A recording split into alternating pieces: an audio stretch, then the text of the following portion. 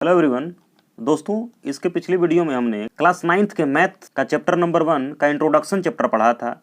यानी उसमें मैंने बताया था कि परिमेय संख्याएं किसे कहते हैं, प्राकृतिक संख्याएं किसे कहते हैं, पूर्ण संख्याएं किसे कहते हैं, पूर्णांक क्या होता है। वो वीडियो अगर आपने नहीं देखा है तो इस वीडियो को डिस्क्रिप्शन में वो लिंक आपको मिल जाएगी, आप वहाँ से देख सकते हैं।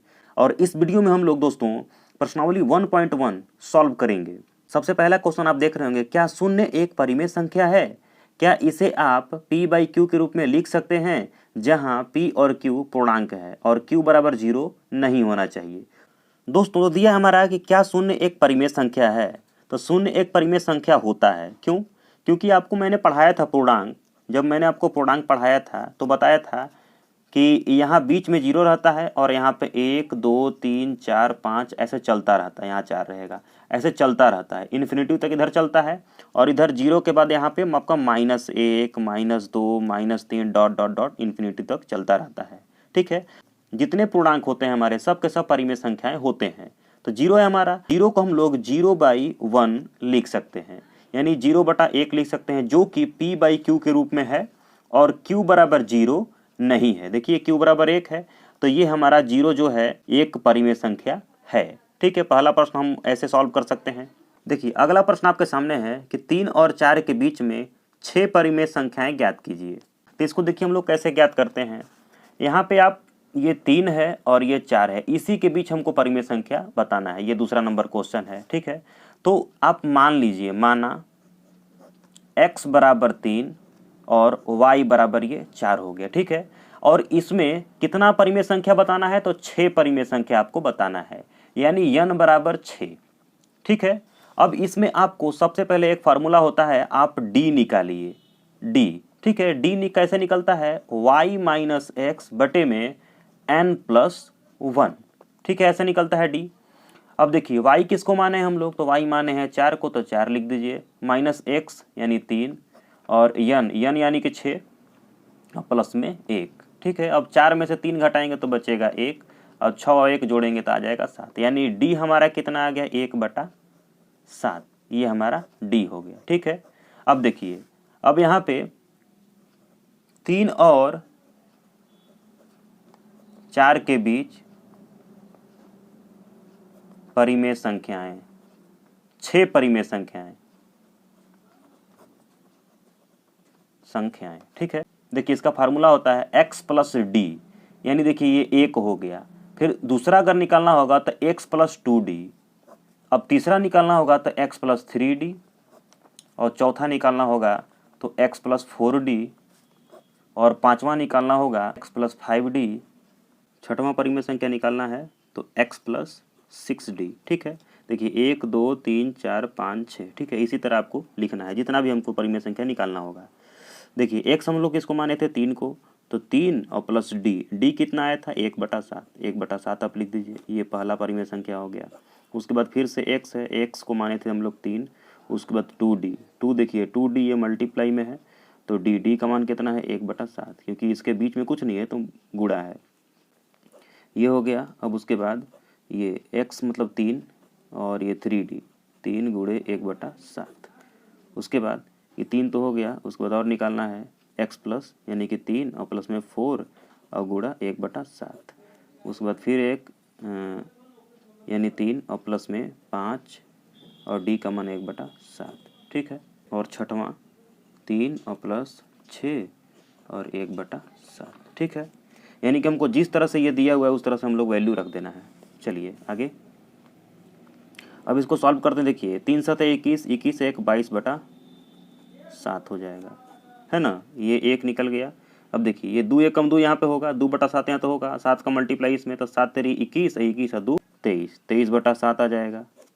ठीक है, यहाँ पे ये 3 एकम 3 यहाँ पे आ जाएगा, 3 × 7 = 21, 21 और 3 होता है आपका 24, 24/7। ठीक है, इस तरह आते जाएगा। देखिए 4 यहाँ चला जाएगा, 7 तेरी 21, 21 और 4 25 होता है, 25/7। यहाँ पे 3 7 तेरी 21, 21 और 21 और 5 कितना होता है, 26, 26/7।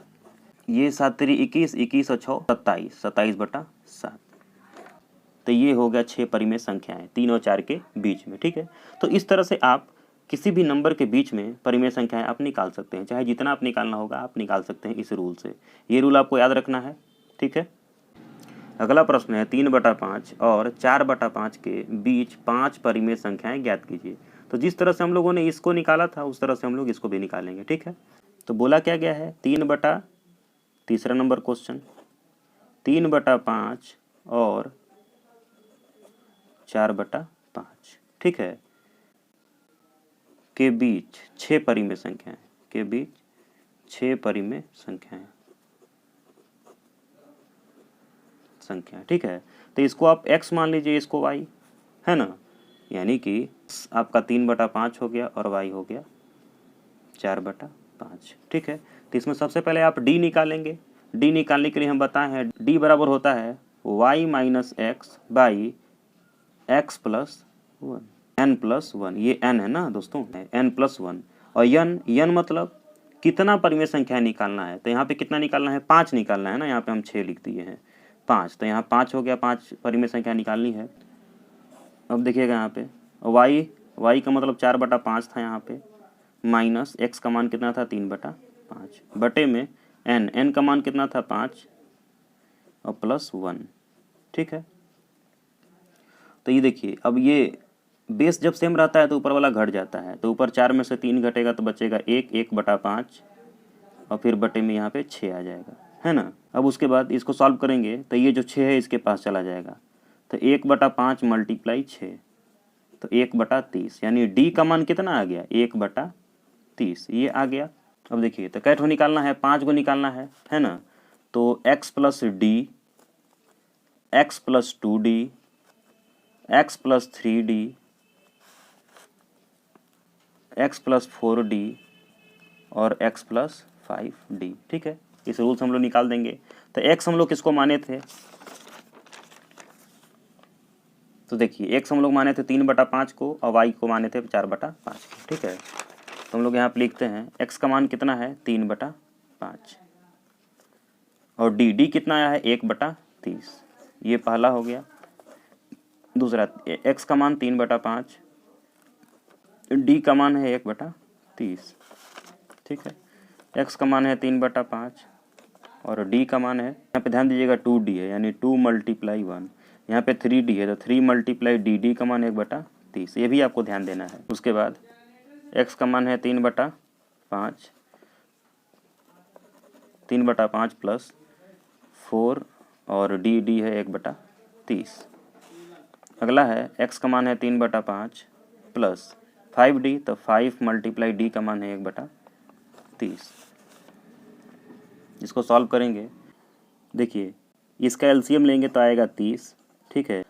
5 6 के 30, 6 का मल्टीप्लाई ऊपर हो जाएगा तो 6 18, 18 प्लस 1, इसका एलसीएम लेंगे तो इसका एलसीएम आएगा 30 और 5 6 के 30, 6 18 और प्लस 2 एकम 2। अब उसके बाद देखिए इसका एलसीएम लेंगे तो आएगा 30, ठीक है। अब 5 6 के 30, 6 18 और प्लस यहाँ पे देखिए 3 एकम 3, यहाँ पे 3, तो 3 जुड़ जाएगा इसके साथ। उसके बाद इसका एलसीएम लेंगे तो आएगा 30 और 5 6 के 30, 6 18 और प्लस ये 4 एकम 4, यानी 4 यहाँ पे जुड़ जाएगा। और इसका भी एलसीएम लेंगे तो आएगा 30, मतलब सबका एलसीएम 30 ही आ रहा है। तो 5 6 के 30, 6 18 और यहाँ पे 5 एकम 5, यानी 5 बचेगा यहाँ पे ना, तो 5 यहाँ पे लिख देंगे, ठीक है। अब इसको हम लोग जोड़ देंगे। देखिए 18 1 19 होता है 19/30, यहाँ देखिए 18 2 20 होता है 20/30, यहाँ पे आपका 21/30, यहाँ पे आपका 22/30, यहाँ पे आपका 23/30, ठीक है।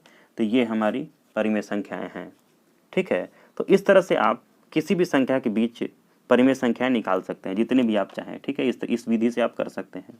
अगला प्रश्न देखते हैं। ये अगला प्रश्न है, नीचे दिए गए कथन सत्य हैं या असत्य, कारण के साथ अपने उत्तर दीजिए, ठीक है। तो पहला प्रश्न देखिए क्या है कि प्रत्येक प्राकृतिक संख्या एक पूर्ण संख्या होती है, तो इसका आंसर होगा यस। जितने भी देखिए हम आपको बताए थे कि जो हमारी प्राकृतिक संख्याएं होती हैं, यानी प्राकृतिक संख्याओं को n से डिनोट किया जाता है, n से बताते हैं हम लोग नेचुरल नंबर। तो देखिए प्राकृतिक संख्या होती क्या है, 1 2 3 4 5 ऐसे डॉट डॉट डॉट इन्फिनिटी तक चलता रहता है, ठीक है ना। और जो हमारा पूर्ण संख्या होता है, पूर्ण संख्या को हम लोग W से दिखाते हैं, ठीक है ना, W से यानी होल नंबर। तो पूर्ण संख्या क्या होती हैं, तो 0 1 2 3 4 ऐसे डॉट चलता रहता है, ठीक है। यानी प्राकृतिक संख्याओं के आगे 1 0 लगा देंगे तब वो पूर्ण संख्या बन जाती है। देखिए तो इस पूर्ण संख्याओं में ये प्राकृतिक संख्या है कि नहीं है, क्योंकि जितने भी प्राकृतिक संख्या हैं सब के सब पूर्ण संख्या में ना हैं। तो वही क्वेश्चन यहाँ पे देखिए बोला गया है कि प्रत्येक प्राकृतिक संख्या एक पूर्ण संख्या होती है, बिल्कुल होती है, उसी के अंदर आती है। तो ये हमारा ट्रू हो जाएगा, ठीक है। अगला प्रश्न बात करते हैं, प्रत्येक पूर्णांक एक पूर्ण संख्या होता है। देखिए प्रत्येक पूर्णांक की बात किया है, तो पूर्णांक का मतलब क्या होता है, देखिए पूर्णांक क्या होता है, तो पूर्णांक देखिए 0 यहाँ पे होता है, अब 1 2 3 4 ऐसे चलते चलते ऐसे धनात्मक ये रहता है इन्फिनिटी तक। और इधर चलेगा आपका -1 -2 -3 dot dot dot dot infinity तक, यहाँ तक चलेगा। यानी कि माइनस पूर्णांक और प्लस पूर्णांक रहेगा, दोनों आपस में मिलेंगे तभी उसको हम लोग पूर्णांक बोल सकते हैं, ठीक है। तो यहाँ पे क्वेश्चन क्या है, कह रहा है कि प्रत्येक पूर्णांक एक पूर्ण संख्या होती है। नहीं, देखिए हमारा पूर्ण संख्या केवल प्लस में होती है, माइनस में थोड़ी ना होती है। तो इसका आंसर फॉल्स हो जाएगा, यानी गलत हो जाएगा, ये फॉल्स, ठीक है। तो असत्य आप लिख सकते हैं और उसके बाद कारण लिखना होगा तो ये लिख दीजिएगा कि पूर्ण संख्याएं केवल प्लस में होती हैं, माइनस में नहीं होती हैं। अब आगे देखिए क्वेश्चन है कि प्रत्येक परिमेय संख्या एक पूर्ण संख्या होती है। कह रहा है कि प्रत्येक परिमेय संख्या एक पूर्ण संख्या होती है। नहीं, P/Q के रूप में देखिए हम लोग लिख सकते हैं किसको, जैसे मान लीजिए 2/1 है, इसको हम लोग लिख सकते हैं P/Q के रूप में। ये तो पूर्ण संख्या हो सकता है, तो इसको अगर हम लोग 2 लिख देंगे तो ये तो चलेगा कि ये पूर्ण संख्या होता है। लेकिन अगर मान लीजिए 4/19 आ गया, 3/17 आ गया, तो ये थोड़ी ना पूर्ण संख्या है हमारा, तो ये सब पूर्ण संख्या नहीं हो सकती हैं। तो प्रत्येक परिमेय संख्या पूर्ण संख्या नहीं हो सकती है। तो ये सब तो परिमेय संख्या है लेकिन पूर्ण संख्या नहीं है। कुछ परिमेय संख्याएं पूर्ण संख्याएं होती हैं, ध्यान दीजिएगा, ठीक ना, ये भी आपका गलत हो जाएगा। तो आशा करता हूँ कि सब सारे प्रश्न आपको समझ में आए होंगे। अगली वीडियो में हम लोग 1.2 के प्रश्नों को सॉल्व करेंगे। चलिए मिलते हैं अगले वीडियो में, तब तक के लिए जय हिंद, जय भारत।